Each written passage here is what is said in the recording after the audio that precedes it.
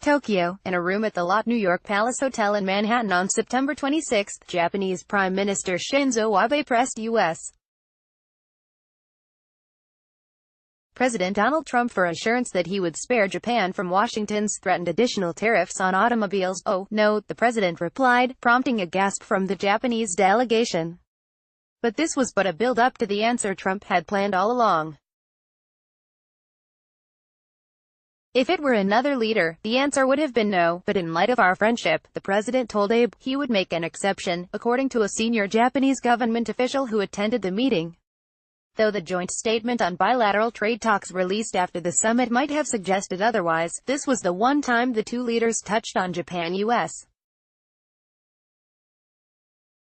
trade in their 75-minute meeting. Trump's attention was instead fixed firmly on China.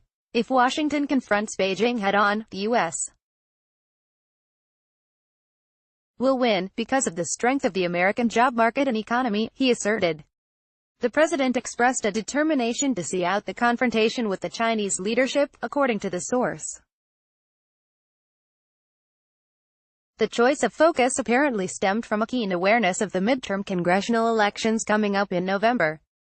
A Gallup poll released in July found that 71% of Republican supporters and 57% of Democrat supporters considered China's trade practices unfair, while just 41% and 27%, respectively, said the same of Japan's.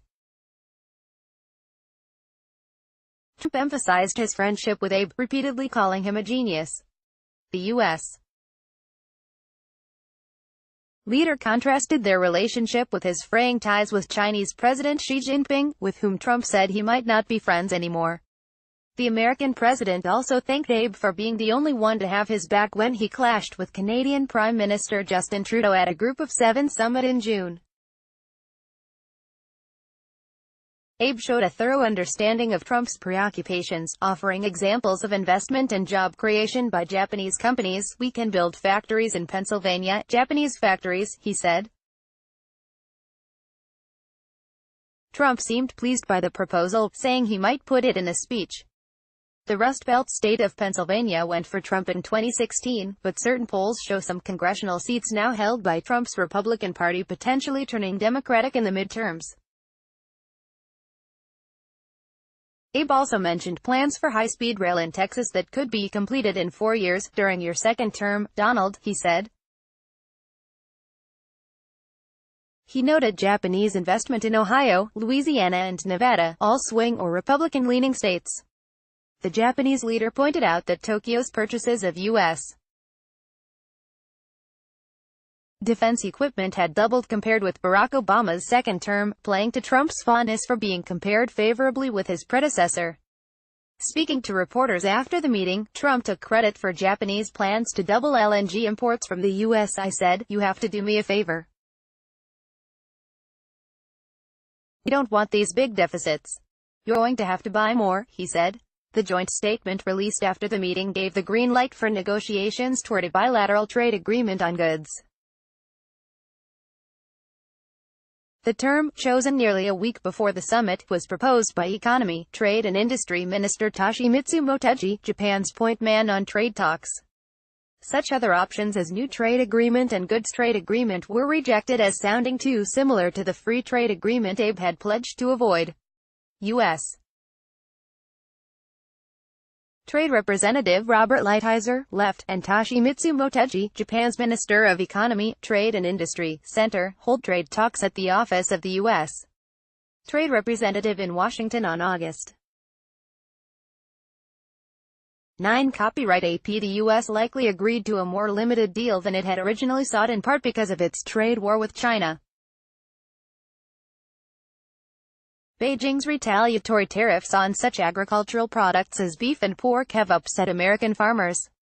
Trump hopes to win them over again by persuading Japan to open its markets further. The National Pork Producers Council welcomed the Sept.